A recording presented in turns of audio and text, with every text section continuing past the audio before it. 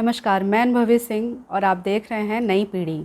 वार्ता नई पीढ़ी के लिए के इस एपिसोड में हम जातिगत जनगणना को लेकर बातचीत करेंगे। तो चलिए शुरुआत करते हैं इस एपिसोड की और स्वागत करते हैं captain R Vikram Singh sir का। नमस्कार अनुभवी, और उन सब लोगों को नमस्कार जो कि इस वीडियो को देख रहे हैं या देखने वाले हैं। जी सर, पिछले एपिसोड में हमने पाकिस्तान चुनाव पर बातचीत करनी थी, बट समय की कमी के कारण हम लोग इस बात पर बातचीत नहीं कर पाए थे। तो पहले तो हम पाकिस्तान चुनाव पर एक संक्षेप चीज़ें इसमें जानेंगे, और दूसरा जातिगत जनगणना को लेकर जो आजकल मांग उठ रही है और बिहार सरकार द्वारा ये जातिगत जनगणना करवाई गई है, तो इस जातिगत जनगणना पर जनता पर इसका क्या प्रभाव पड़ता है, और राजनीतिक खेमों में इस चीज़ को लेकर या फिर बिहार के अलावा जो जितने भी प्रदेश आते हैं उन पर इस चीज़ पे राजनीति में क्या प्रभाव पड़ेगा, इस पर हम आपके विचार जानना चाहेंगे। जी सर। हाँ, तो अनुभवी, ये पिछली बार जो हम लोगों ने टेकअप किया था, जो हम लोग पूरा नहीं कर पाए थे पाकिस्तान के चुनाव के संबंध में। अब पाकिस्तान के चुनाव के बारे में ये है कि अब वहाँ पर चुनाव होने थे नवंबर के महीने में, बल्कि अक्टूबर के महीने में, अक्टूबर नवंबर में। लेकिन स्थितियाँ वहाँ जिस तरीके से बदल गईं, क्योंकि उन्हें इमरान खान को बाहर करना था सत्ता से। इमरान खान ने चुनाव की रिकमेंडेशन करते हुए इस्तीफा भी दे दिया था। इमरान ने सोचा कि हमारी पॉपुलैरिटी का ग्राफ बहुत बढ़ा हुआ है और दोबारा हम बेहतर मेजॉरिटी के साथ आ जाएंगे सत्ता में। लेकिन वो चीज़ आर्मी के लिए बहुत सूटेबल नहीं थी, उनका सत्ता में बना रहना। अमेरिकन्स के लिए भी सूटेबल नहीं था, क्योंकि वो अमेरिकन्स की आलोचना कर रहे थे लगातार, और उसका असर ये हो रहा था कि अमेरिकन्स भी पीछे से, पर्दे के पीछे से इस मामले को देख रहे थे कि किस तरीके से इमरान खान को सत्ता से बाहर का रास्ता दिखाया जाए। तो यहाँ पर अमेरिका और पाकिस्तान के इंटरेस्ट, पाकिस्तानी सेना के इंटरेस्ट एक हो गए और वो शीमांज सत्ता से बाहर हो गए, और उसके बाद उनके ऊपर दुनिया भर के मुकदमे, उन्होंने रिटेलिएट करने की कोशिश की। तो उनको हटा करके, उनको जेल में बंद करके, और फिर एक कार्यवाहक प्रधानमंत्री लगा दिया गया। कार्यवाहक का मतलब ये होता है कि अगले 3 महीने 4 महीने के अंदर चुनाव होने, हद से हद 6 महीने के अंदर। लेकिन जैसा माहौल है, ये जो अनवारुल हक काकड़ साहब लाए गए हैं, तो इनकी मंशा दिख ये रही है कि एक लंबे समय काल के लिए तैयारी करके आए हैं, जो कि संवैधानिक दृष्टिकोण से गलत है। लेकिन वो पॉलिसी निर्णय ले रहे हैं और बहुत से इश्यूज़ को टेकअप कर रहे हैं वो। तो पाकिस्तान सेना के डमी के तौर से वो रहेंगे, और ये दिख रहा है। तो लोकतंत्र को आप ये मान लो कि लोकतंत्र एक मजाक के तरीके से पाकिस्तान में शुरू में भी रहा है, और सेना ने उसका एक और बड़ा मजाक बना दिया है इस काकड़ को बैठा करके। तो ये है कि ये सेना के एजेंट के तौर से, खुले एजेंट के तौर से काम कर रहे हैं। अब पाकिस्तान का भाग्य अधर में लटका हुआ है, और वो किसी भी कीमत पर इमरान खान को सत्ता में वापस आने देना नहीं चाहते। इस कॉन्फ्लिक्ट को लेकर के आगे भविष्य में देखने वाली स्थितियाँ सामने आएंगी, बनेंगी कि किस तरीके से पाकिस्तान में विवाद होता है, आम जनता के बीच में विवाद की स्थितियाँ बनती हैं, और एक विद्रोह जैसी स्थितियों की एक आशंका हो सकती है आगे चल कर के। तो ये मुझे लगता है पाकिस्तान का भविष्य, और सेना बड़े पैमाने पर अपने को डोमिनेट करने की कोशिश करेगी। अब जैसे सिचुएशन अनफोल्ड होती है, इसको हम लोग देखेंगे। तो ये था ब्रीफ में। अब अगला हम ये जातीय जनगणना वाला इशू, जो बहुत गर्म टॉपिक इस बीच में आ गया है, और इसने देश का माहौल बदल देने वाला काम किया है। जातीय जनगणना का उद्देश्य सामने से तो इनका ये कहना है कि भाई इसके लिए हम विकास के दृष्टिकोण से जातियों को जानेंगे, कौन से अगड़ी हैं, कौन सी पिछड़ी हैं, किनके साथ क्या हुआ है, तो उसकी हम स्टॉक टेकिंग कर रहे हैं, और जिससे विकास की बेहतर योजनाएं बनाई जा सके। तो अब सवाल ये है कि बेहतर योजनाएं बनाई जा सकें, तो आप तो गरीबों के लिए कितनी योजनाएं चल रही हैं। देश में जो डिप्राइव्ड हैं उनकी संख्या मालूम है, जनगणना में मालूम है, सभी को मालूम है, हर स्तर मालूम है। लेकिन ये नहीं मालूम था कि कौन जाति कितने एग्जैक्टली कितनी संख्या में है। ये विकास की आवश्यकता नहीं है, ये आपकी प्रोपेगेंडा की या जातीय पॉलिटिक्स की आवश्यकता है, जातीय राजनीति की आवश्यकता है कि आप ये जान जाएं कि कौन सी जात कितनी है और किसकी क्या हैसियत है, क्या स्थिति है। क्योंकि गरीब अमीर का डिवाइड अगर वो आप जानना चाहते तो सबके सामने स्पष्ट है। मोदी जी ने इतने शौचालय बनवाए, इतने आवास दिए, और हम सब लोग देख रहे हैं कि किस हद तक जो है मोदी जी कमिटेड होकर के काम कर रहे हैं।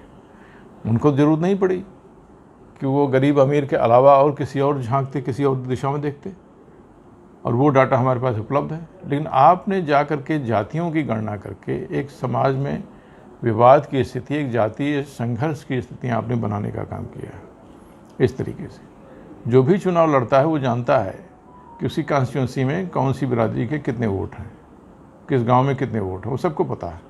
लेकिन आप उसको राष्ट्रीय प्लाइंग पर ला करके सबके सामने एक्सपोज करके आप ये दिखाने की कोशिश कर रहे हो कि देखिए साहब, सवर्ण समाज जो कि सत्ता में इतनी बड़ी भागीदारी उसकी है, उनकी आबादी 11% है कुल मिलाकर के, और 15% 15.6% जो भी है सब मिलाकर के, उसमें 5% मुस्लिम है। मुस्लिम सवर्ण कह लो या जो उनको क्या कहा जाता है, अशराफ।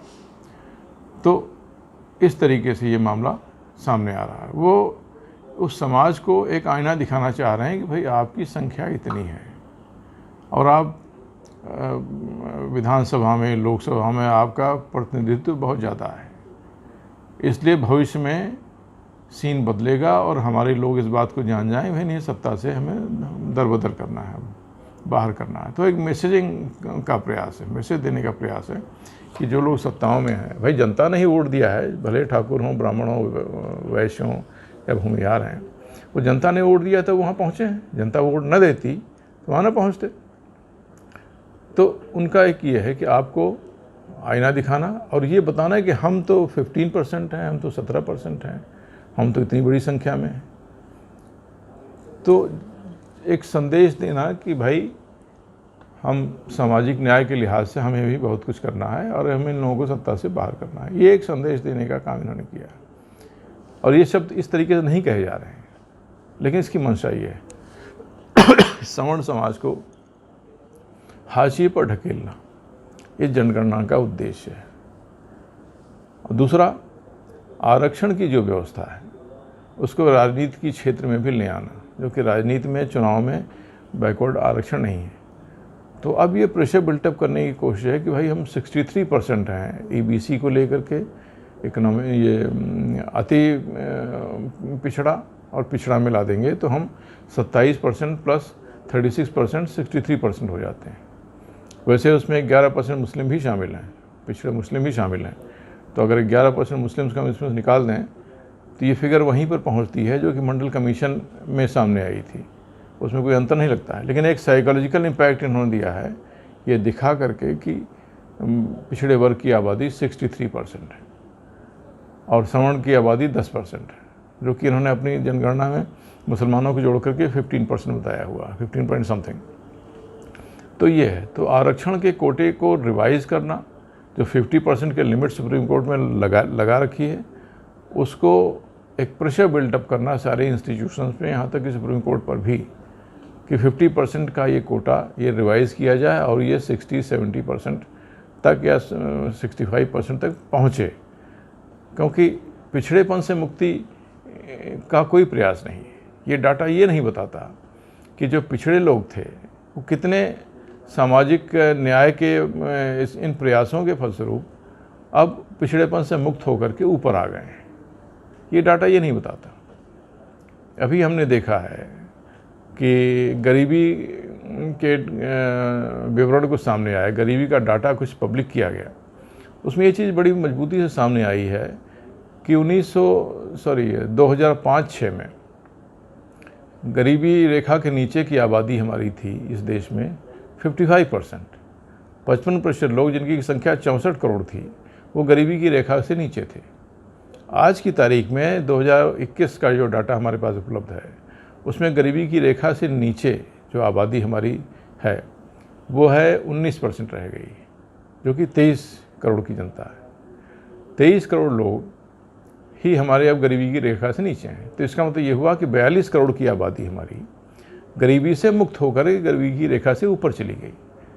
तो आज़ादी के बाद से जो भी प्रयास हुए हैं उसके परिणाम स्वरूप हम देखते हैं कि देश में आर्थिक स्थिति बेहतर हो रही है, बेहतर होती चली जा रही है। लेकिन सामाजिक स्थिति, हम लोग 75 साल से 76 साल से इस देश में ये सामाजिक न्याय की व्यवस्थाएं, आरक्षण की व्यवस्थाएं कायम किए हुए हैं। ओबीसी का आरक्षण हमारे देश में लागू हुआ है 97-98 में, करीब 25 साल उसको भी हो गया। तो इस आरक्षण होने के परिणाम स्वरूप IAS PCS से बहुत सी सेवाओं में ओबीसी लोग आ रहे हैं। पहले भी आते थे, ऐसा नहीं पहले नहीं आ रहे थे पहले, लेकिन अब उनका अनुपात और बढ़ गया है, काफ़ी बढ़ गया। तो अब इतने प्रयासों के बाद उस सामाजिक न्याय के दृष्टिकोण से कितने लोग सामाजिक रेखा से ऊपर गए, जो सामाजिक रेखा से जो नीचे बने हुए थे वो कितने लोग ऊपर गए, इसके बारे में कोई डाटा नहीं, इसके बारे में कोई प्रयास नहीं। क्योंकि जो आरक्षण जिस क्लास को मिल गया वो उसी तरीके से पिछड़ा ही बना रहना चाहता है, उसी श्रेणी में रहना चाहता है, भले ही उसके लड़के बच्चे विदेशों में पढ़ रहे हों, कहीं चले गए हों। आज की तारीख में आप ये देखिए कि अनुसूचित जाति, उनका एम्प्लॉयमेंट का स्तर सवर्णों से कहीं ज़्यादा ऊपर है और बहुत से बैकवर्डों से भी ऊपर है। रोज़गार में, सेवाओं में, गांव में देखिए आप, और रहन सहन भी उस लिहाज से बदलता जा रहा है। लेकिन किसी को भी हमने ये नहीं देखा कि कोई ये कहे कि नहीं साहब इतना वर्ग इस अनुसूचित जाति का, अनुसूचित समाज का अब सामाजिक दृष्टिकोण से उन्नत हो गया है।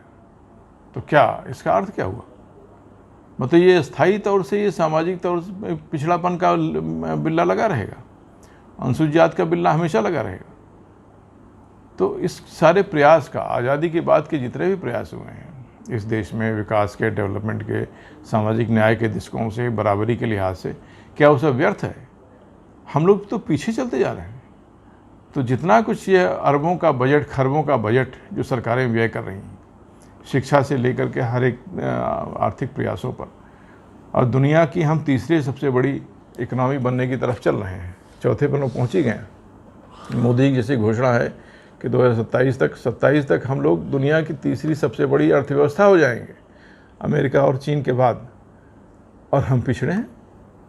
हमारे यहाँ कोई भी आदमी इतने वर्षों के प्रयासों के बाद उस सामाजिक न्याय की उस जो सतह है उससे ऊपर नहीं निकल पाया। गजब की बात है।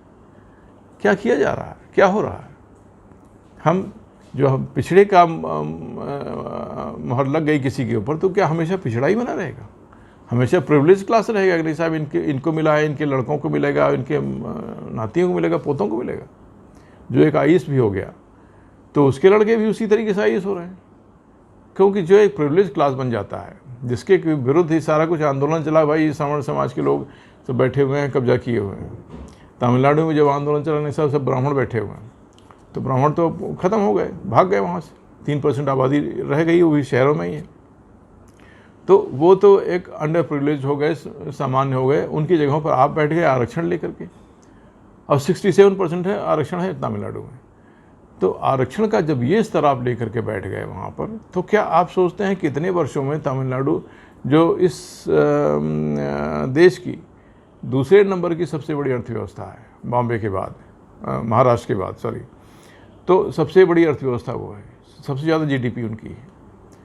तो क्या इतने प्रयासों के बाद वो अभी 67% का ही आरक्षण चाहिए उनको? क्या उनमें विकास नहीं हो पाया अभी? क्या वो सामान्य स्तर पर नहीं पहुंच पाए अभी? तो ये एक राजनैतिक दृष्टिकोण से एक प्रोपेगेंडा का प्रयास है जो कि हमारे नीतीश कुमार जी ने किया है। उसी तरीके से जैसे VP सिंह साहब ने मंडल कमीशन के तहत समाज में एक बहुत बड़े पैमाने पर एक जहर भर दिया था, और उस जहर से भी हम लोग मुक्त नहीं हो पाए, और इन्होंने नया डोज दे दिया। अब इसके परिणाम स्वरूप जाति विभाजन बढ़ेगा, और ये स्थितियाँ इतनी भयानक भी हो सकती हैं कि जो कि समाज में इतना बड़ा विभेद पैदा कर दे कि बहुत जगहों पर एक प्रकार से सामाजिक युद्ध की स्थितियाँ बनने लगे, सिविल वार जैसी स्थितियाँ बनने लगे। ईश्वर न करे ऐसा कभी हो, लेकिन इस तरीके से ये गैर जिम्मेदारी का काम आदमी कर बैठता है, लीडरशिप कर बैठती है, उसके परिणाम तो आने वाली पीढ़ियाँ भुगतती हैं। तो ये है इस का जो हमें परिणाम दिख रहा है सामने, कि इसके परिणाम बहुत अच्छे नहीं होने जा रहे हैं। ये जो इन्होंने किया है, इससे देश आगे जाने के बजाय पीछे की दिशा में चलेगा। और ये एग्जाम्पल बहुत जगहों पर कोट किया जाएगा। बिहार कर सकता है तो यूपी क्यों नहीं कर सकता? क्योंकि लीडरशिप में वो लोग हैं जो कि एक जातियों के आधार पर अपना महत्व बनाए हुए हैं। वो कोई इस प्रकार के इंटेलेक्चुअल नहीं, इस प्रकार के जनहित को लेकर के, सामाजिक हित को लेकर के, राष्ट्र के हित को लेकर के पॉलिटिक्स में नहीं आए हैं। वो जातियों के आधार पर जो है टिकट दिया जाता है, उससे जीत करके आए हैं। तो हर एक आदमी बयान वही देता है जो कि जातीय दृष्टिकोण से महत्वपूर्ण है। बहुत खुले तरीके से बात कही जाती है कि यादव और मुस्लिम कम्बिनेशन बिहार में सत्ता में रहेगा। यादव और मुस्लिम 17-18% मुस्लिम हैं और 15% के आसपास, 14-15% के आसपास यादव हो गए। अब ये कम्बिनेशन इस तरीके से बनेगा 33% या 32%, एक major chunk of the votes, जो कि बिहार में इन जातिवादी सोच के लोगों को हमेशा और सांप्रदायिक सोच के लोगों को हमेशा सत्ता में बनाए रखेगा। और जो हम देख भी रहे हैं इसका परिणाम, तो पिछले 33 वर्षों से ये वर्ग सत्ता में है और बिहार आज देश के सबसे पिछड़े हुए राज्यों में से है। तो इस प्रकार की स्थितियाँ, ये परिणाम हम देख भी रहे हैं। उसके बाद भी हम जातीय सोच हम पर इतनी भारी है हमारे देश में कि हम उसको समझ नहीं पा रहे हैं कि इसका नुकसान कितना बड़ा होने जा रहा है। राष्ट्र विकास के रास्तों को छोड़ करके पीछे की तरफ जा रहा है और जो विवाद, संघर्ष और आशंका है कि ये सिविल वार का रास्ता हो सकता है। तो सीधे तौर पे सर हम ये भी कह सकते हैं ये जातीय जनगणना ना होकर जातीय राजनीति बनते जा रही है। जनगणना की तो राजनीति ही है, ये सारा कुछ राजनीति है। तो राजनीति तो उसी तरीके से है जैसे भिंडरवाले की राजनीति शुरू किया था इंदिरा गांधी ने। भिंडरवाले को इसलिए खड़ा किया कि अकालियों को तोड़ो और थोड़ा सा गर्मी वाली बात करोगे तो बहुत से सिख तुम्हारे साथ आ जाएंगे, ये इनकी सरकार गिर जाएगी, टूट जाएगी, क्योंकि चुनाव में इनको वोट नहीं मिलेगा। संजय गांधी ने कहा था कि अगला चुनाव हम लोग खालिस्तान के मुद्दे पर जीतेंगे, खालिस्तान का विरोध करके। तो इसलिए हुआ खालिस्तान को इतना बढ़ने दिया जाए जिससे कि फिर उसका हम लोग टैकल करेंगे। उसके बाद सब कहेंगे वाह वाह वाह कितना अच्छा टैकल किया, हिंदू वोट साथ में आ जाएगा, कुछ हिंदू मारे जाएंगे, फिर उसका हिंदू वोट हमारे साथ आ जाएगा कि भाई भाग कर कहाँ जाएगा, तो हम लोग सत्ता में आ जाएंगे। लेकिन उस प्रयोग ने, जो कि एक नेफेरियस निकृष्ट कोड का प्रयोग था, उसने कितने सिखों की जान ली, कितने हिंदुओं की जान ली और अंत में इंदिरा गांधी को भी साथ ले गए। तो ये नेता नहीं जानते, ये तो एक प्रयोग करके चले जाएंगे, वो एक शुरुआत कर देंगे लेकिन इसका समापन नहीं करेंगे। ये युद्ध जो है इसकी इन्होंने आग लगा दिया है नीतीश कुमार ने, लेकिन इसको समाप्त कोई और करेगा और ये एक भीषण स्वरूप भी ले सकता है। ये तो रही सर जातीय जनगणना की बात। दूसरा जो प्रमुख मुद्दा है जिस पर हम चर्चा इसलिए करना चाहेंगे क्योंकि ये उत्तर प्रदेश के साथ ही पूरे देश को हिला के रख दिया है ये घटना जो हुई है। हम देवरिया हत्याकांड की बात कर रहे हैं। देवरिया हत्याकांड उत्तर प्रदेश में एक दहशत का माहौल पैदा कर दिया है और देवरिया जैसे कांड, अभी ज़मीन विवाद को छुटता है तो देवरिया जैसे कांड सामने आते दिखते हैं। तो देवरिया कांड के पीछे की इनसाइड स्टोरी क्या है? और दूसरा, आप क्योंकि आपका इस फील्ड में एक्सपीरियंस भी रहा है ज़मीनी विवादों को लेकर, तो ज़मीनी विवाद की जो स्टोरी रहती है उसका निष्कर्ष क्या निकलता है? विवाद का ही मामला इसमें है और दूसरा कोई विवाद नहीं। और बाकी तो इसमें चूँकि अब इशू दूसरा हो गया, हत्या इतने बड़े पैमाने पर हो गई, तो अब इसमें चक्रोड़ पर कब्जा, खलिहान पर कब्जा, खलिहान पर घर बनाने वाले इशूज़, वो सारी चीज़ें इसमें आ रही हैं जिसके बारे में शिकायत सत्य प्रकाश दुबे ने पहले कर रखा है। तो आमतौर पर ये कब्जे वब्जे वाली शिकायतें जो होती हैं ये तहसीलों में बहुत होती रहती हैं। जो हमारा ये शिकायत का पोर्टल बना हुआ है इसमें ऐसी शिकायतें आती रहती हैं, डिस्पोज ऑफ हो जाता है आमतौर पर जब तक कोई बहुत इंटरेस्ट ना ले। मैंने देखा है हज़ारों की संख्या में शिकायतें चलती हैं और व्यवहारिक तौर से इसको मौके पर जा कर के देख पाना उच्च अधिकारियों के लिए, एसडीएम के लिए भी, कलेक्टर के लिए तो सवाल ही नहीं पैदा होता, लेकिन अन्य उच्च अधिकारियों के लिए भी संभव नहीं हो पाता। नायब तहसीलदार भी चला जाकर मौके पर तो भी दिन भर इसी काम में ही व्यस्त रहेगा, इतनी शिकायतें आती रहती हैं। क्योंकि हमने उन शिकायतों के निस्तारण का कोई विलेज लेवल पर कोई सिस्टम नहीं बनाया। ये है तहसील लेवल पर एक बन गया, भाई तहसील दिवस होगा, ये होगा और उसकी व्यवस्थाएं हैं, हफ्ते में एक दिन लोग बैठते हैं, लेकिन विलेज लेवल पर, ग्रामीण स्तर पर शिकायतों का निस्तारण कैसे हो, इसके बारे में हमारे यहाँ कोई सिस्टम है ही नहीं, कोई स्ट्रक्चर ही नहीं है। गांव की समस्या है, गांव के स्तर पर निपटनी चाहिए, पंचायती व्यवस्था के तहत आप अधिकार दीजिए, उससे निपटे। उसके बाद फिर कोर्ट कचहरी, लेखपाल वगैरह नाप जोख करके, पैमाइश करके उस समस्या का समाधान करें ग्राम के स्तर पर। ग्राम के स्तर से ऊपर तभी जाए जबकि स्थितियाँ इस प्रकार की हों कि भाई ये किसी भी प्रयास से समाधान ग्राम स्तर पर नहीं हो पा रहा।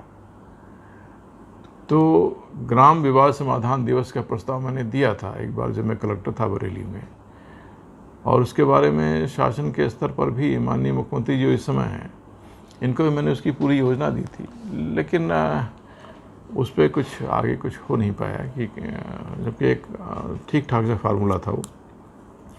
उससे ये था कि बीच में जितने भी स्टेशन हैं हर जगह पर ये होता है कि भाई कितने विवादों का समाधान आपके स्तर से हो गया है, कितना ग्रामों के स्तर से हो गया। तो अब हम यहाँ पे न्याय का इशू नहीं है, देखा जाए तो हमारी ज़मीन कैसे आपने ले ली, हमारे परिवार की ज़मीन कैसे आपने लिखवा ली, ये इशू है। तो हम आपको फंसाए रखेंगे, हम आपको कब्ज़ा नहीं करने देंगे, हम आपको मुकदमे में जो है उलझाए रखेंगे लगातार। तो इसमें ये जो प्रेमचंद यादव और सत्यप्रकाश दुबे में जो कि भाई हैं ज़मीन बेचने वाले के, उनमें विवाद चलता रहा, विवाद चलते चलते तो उन्होंने दुनिया भर की और शिकायतें कर दी इन्होंने, दुबे ने। तो शिकायतें भी पड़ती रही, उसको भी मैनेज करते रहे होंगे जिस भी तरीके से।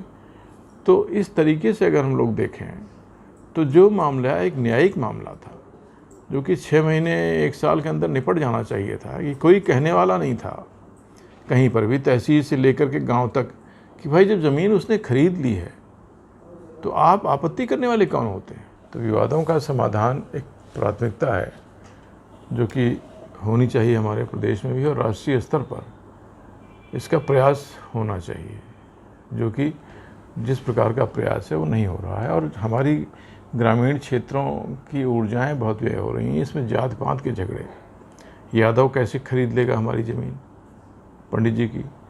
तो ये जो जातीयता का भाव है, जो कि अभी जातीय जनगणना की हम लोग बात कर रहे थे, जो ये चीज़ बढ़ा रही है वो इस चीज़ को और बढ़ाएगी। जात पात के झगड़े बढ़ेंगे, भाई तुम कैसे रजिस्ट्री करा लोगे, भाई तुम यादव होकर, तुम मुसलमान होकर के ठाकुर की ज़मीन कैसे करा लोगे, और तुम मुस्लिम विडो की ज़मीन कैसे आप लिखवा लेंगे, यादव जी कैसे कर लेंगे। तो इस प्रकार के इश्यूज़ बनेंगे, गांव-गांव में बनेंगे।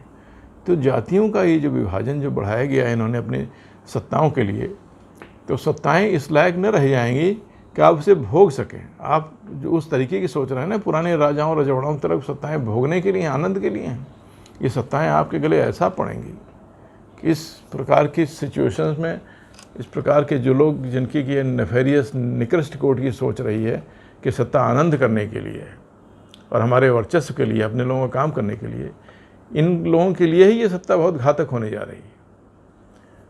तो ये देवरिया के विवाद से हमें ये शिक्षा मिलती है कि जात पात का एंगल फैलाइए मत, और ज़मीन के विवादों का समाधान करके हम लोग ग्रामीण ऊर्जा को सकारात्मक दिशा में ले चलें, और ये इसका लग करके प्रयास होना चाहिए। क्योंकि जितने कम विवाद होंगे उतने गांव हमारे विकास की दिशाओं में चलेंगे, क्योंकि ये ऊर्जाएँ व्यर्थ होती हैं, बेकार जाती हैं। 20-20 साल, 33 साल, 50-50 साल मुकदमे हम लोगों ने अपने कोर्टों में देखे हैं, अपने यहाँ खुद न्यायालयों में देखे हैं। तो ये स्थितियाँ हैं। तो अनुभव ये था मेरे ख्याल से इन 2 विषयों के संबंध में, और आज का हम लोग यहीं पर समाप्त करते हैं। सभी श्रोताओं को और जो हम लोगों को सुन रहे हैं और आगे सुनेंगे, उनको बहुत बहुत धन्यवाद।